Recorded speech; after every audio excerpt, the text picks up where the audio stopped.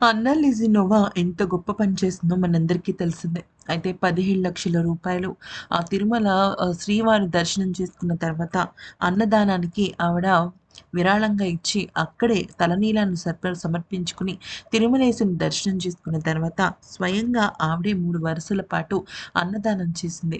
ఎంత గొప్ప మా ఎంత గొప్ప ట్రెడిషనల్ మనసుంటే అంటే దైవత్వంతో కూడిన మనసంటారు కదా! అంత గొప్ప మనసుంటే తప్ప ఆవిడ ఆ రకంగా చేయదు.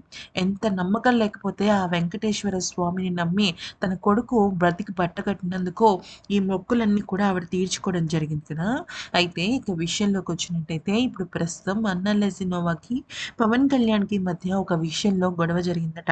ప్రస్తుతం అయితే 'అన్నా లెసినోవా' అలాగే ఆహ్, పవన్ కళ్యాణ్ రెండో కూతురు ఇంకా మార్క్ శంకర్ ముగ్గురు కూడా సింగపూర్‌లోనే వాళ్ళు చదువుకుంటున్నారు. చదువుకోవడం అంటే ఏంటంటే, అన్నా లెసినోవా మాస్టర్ ఆఫ్ ఆర్ట్స్ అని ఒక ప్రత్యేకమైన కోర్స్ ఉంటే అది సింగపూర్‌లో చేస్తుంది. యథావిధిగా కూతురు, కొడుకుని కూడా అక్కడే స్కూల్, కాలేజెస్‌లో చేర్పించడం జరిగిందనమాట. అయితే ఈ క్రమంలో ఎప్పుడైతే సింగపూర్‌లో అంత పెద్ద ప్రమాదం జరిగిందో, వెంటనే తను మానేసి ఇక ఇండియాకొచ్చేసి ఇక్కడే ఉండిపోవాలి. ఇంక అక్కడ ఉండకూడదు అని చెప్పేసి నిశ్చయించుకుందట.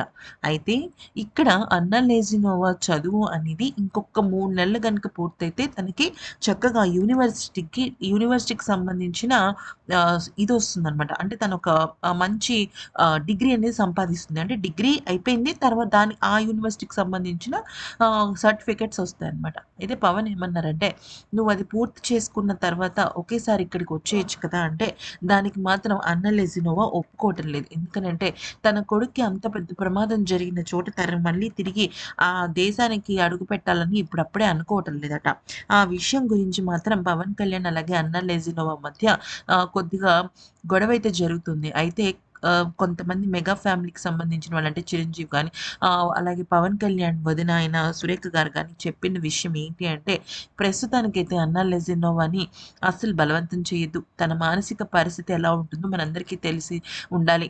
కొన్నాళ్ళు అయిన తర్వాత ఆ 3 నెలల కోర్స్‌ని పూర్తి చేసుకొని తను మళ్ళీ అక్కడికి వెళ్ళి ఆ పట్టా సాధిస్తుంది అని చెప్పడంతో పవన్ కళ్యాణ్ ఓకే అన్నారట.